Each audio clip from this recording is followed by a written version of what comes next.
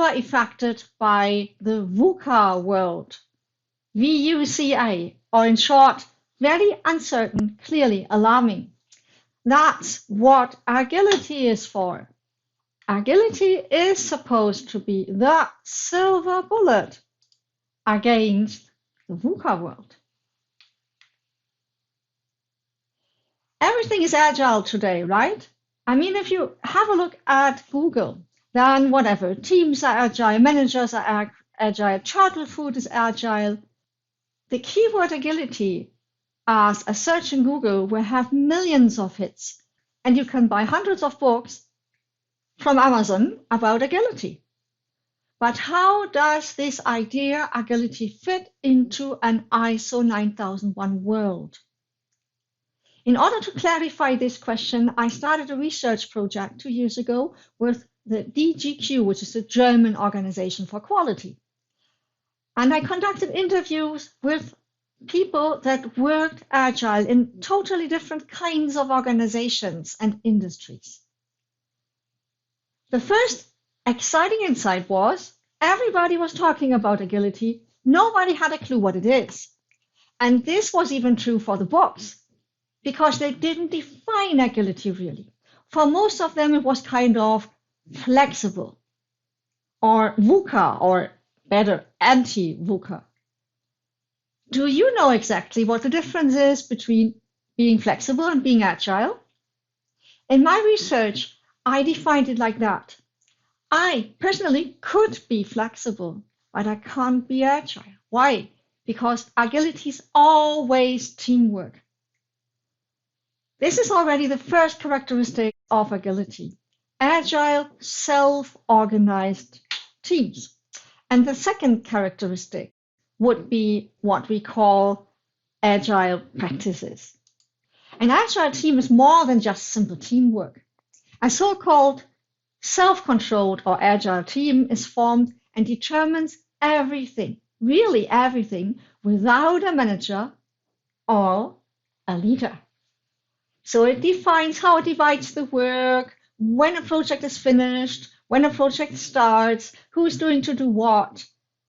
Who really still believes today that agile teams cannot function because a leader is absolutely needed? Hardly anybody.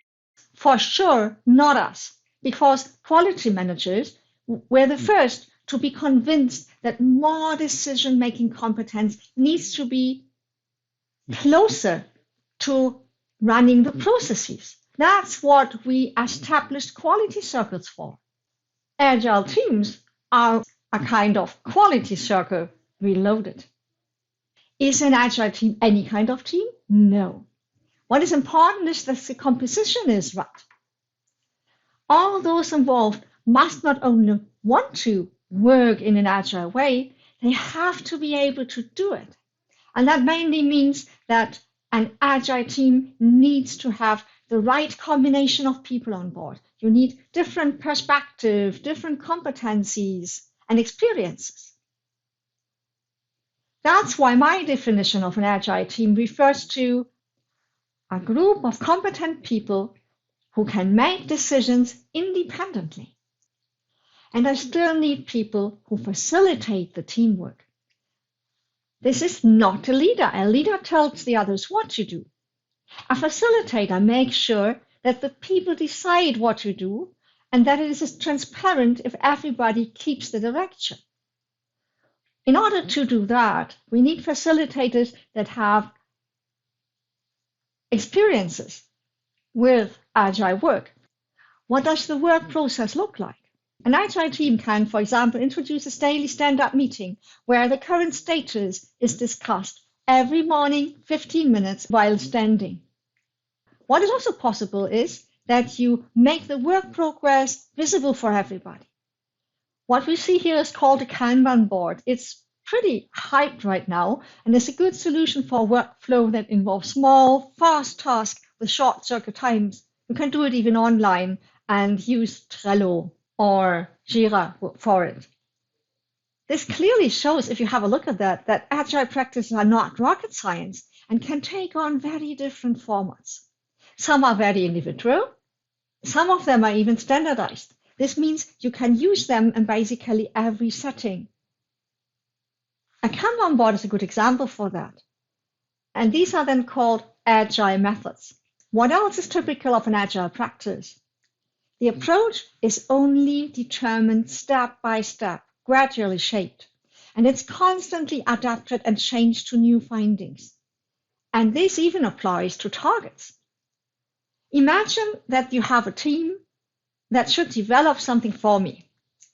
The standard solution would be for me as a customer to write a specification sheet. A classical development team now would go on, and then we would devote 6 months of dedicated development. An agile team would involve me as a customer regularly and far earlier. At the end, that is not always faster, but what it is more tailored to what the customer really wants. And basically, these practices look like that. If you have a look in every kind of book where they are dealing with agile practices, and you have these wonderful 2 cycles, but in practice, it never works like this. It looks more like what you see here as done. If you are a quality manager like we are, and you have a focus on planning, then this kind of process doesn't look very appealing. But it can be shown that it works better for real VUCA problems than anything else where we try to plan something which can't be planned because it's not clear from the beginning. Agility is absolutely en vogue. So I have a lot of people coming to me, and even accountants come to me and say, well, that's so cool, let's do something that is agile. And I say, hey, wait. An accountant using agile methods might be needed for organized crime. But in a normal format, in classical accounting processes, you have a very clear definition about what percentage of value-added tax have to be applied to what kind of invoice. So this is not a VUCA problem because this is a controlled environment. For a controlled environment, you don't need agility. So agility makes sense when you have a VUCA world, uncertainty. Where can you find VUCA? For example, one of the companies I interviewed manufactures a complete range of product for the safe transport of extremely valuable goods. They manufacture about 10,000 different varieties from only 30 basic products, and they have order-related, very individual one-piece production. So if I tell them, well, I urgently need a slack line slightly wider than those that are so far available on the market, then within 24 hours, they deliver a slack line with a demanded width 40 meters length, including secure fastening system, and they even print my customer address and name on it. In order to achieve this, the departments were dissolved. Instead, cross-functional teams look at the orders and decide which ones to take. And if a team is stuck while working on this order, then all members help. Nobody goes home until it's all done. That's the rule. And this works much better than what they tried before, where they had at least one time a day and later on 2 or 3 times a day, a scheduling of tasks by the managers. Agility is more or less a special form of disposition. Basically, a company has 3 possibilities to organize how the activities are run. You can do it as a process, you can do it as a project, or you can do it in an agile way. You can have a combination of both. You can have a project that is extremely process-based. This would be, for example, a classical waterfall. You can have also a project that is agile, like a Scrum project. And you can even have agile processes. A process, based on my definition, is called agile if it uses agile practices to a relevant extent. It's not about you measure it in terms of working time and it has to predominate. No. When self-control becomes more important than the fixation of controlled condition, then a process changes its character and becomes agile. And this is something that fits in an ISO 9001. And let's have a look why this is the case, based on the definitions I just made. First of all, ISO 9001 requires that both the QM system and the operations, for example, the core processes, are planned and procedures are controlled. When you think about all these planning, controlling, monitoring activities, they are typically done by the boss or by the not always popular QM, quality management department. But does it have to be that way? Nowhere in ISO 9001 is it written that this has to be the case. A glance at ISO 9001 reveals the standard does not make any specifications concerning who is doing these activities.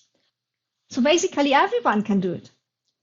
Oh, great, we have an intern that doesn't have enough to do, so hey, she can do it. Well, the chosen solution has to be suitable, for example, for the activities concerned, the existing competencies that people have, the risk profile, the process objectives. So this is all relevant. But self-controlling agile teams that know what they are doing are no problem for ISO 9001. What about the use of agile approaches? Lately, in a specialized bank, the software developers told their project manager that they are now an agile team. And that's so cool because now this would mean a completely different way of working. So they wouldn't have to comply with his quality gates. And also they would no longer need to do all these very, very detailed documents because this is not something a Scrum team does. A not so friendly hint at the regulatory requirements for banks managed to stop this very wild troop before they could cause a disaster. During all my interviews, it became clear that agility is not about total freedom for everybody and I just do what I like. That's not it. No, in fact, as one interviewee put it, agile teams are not artists after all. That means everyone knows who is responsible for what. There are clear roles. There are clear responsibilities. Agility is not completely free from guidelines or specifications or documentation requirements. On the contrary, because I don't just want to kill some time. We all work together towards a common goal. So that not everyone in our agile team works somehow, some kind of control is absolutely inevitable. The only question is, how can these agile processes that need to be self-controlled be controlled in a way that they do not lose their character? In a master thesis, we have proven that there are ultimately 5 mechanisms of process control. It doesn't matter what industry, doesn't matter what kind of control and how exactly they work, you can always just find that they belong to one of these 5 different ways of controlling any kind of process. We call these the big 5. That means that whatever process you have, a classical process, extremely standardized, a service process, an agile process, requirements, resource allocation, rules, coordination, reviews. This is what you use for controlling all kinds of processes. Just the way you use it, the how you do it is different. Have a look at the paper where it is explained. Defined rules, clear procedures. These are typical for our generally applicable agile methods. For example, the Kanban board or Scrum. That's exactly why they are so popular. When ISO 9001 requires documented information, it must be possible to present this to the auditor. Okay, but who says I have to write classical protocols or guidelines here? I mean, the ISO 9001 states itself that documented information can be on any kind of media. So I can have a picture or a video or whatever. The standard does not specify when or how regulations must be established. It is simply okay when it has been proven to work. If you have a daily stand-up meeting of 15 minutes, it would make sense to write a protocol of 20 minutes. But you can document the essential decisions by just writing the information. That's what we decided on a flip chart. Everybody stands around it.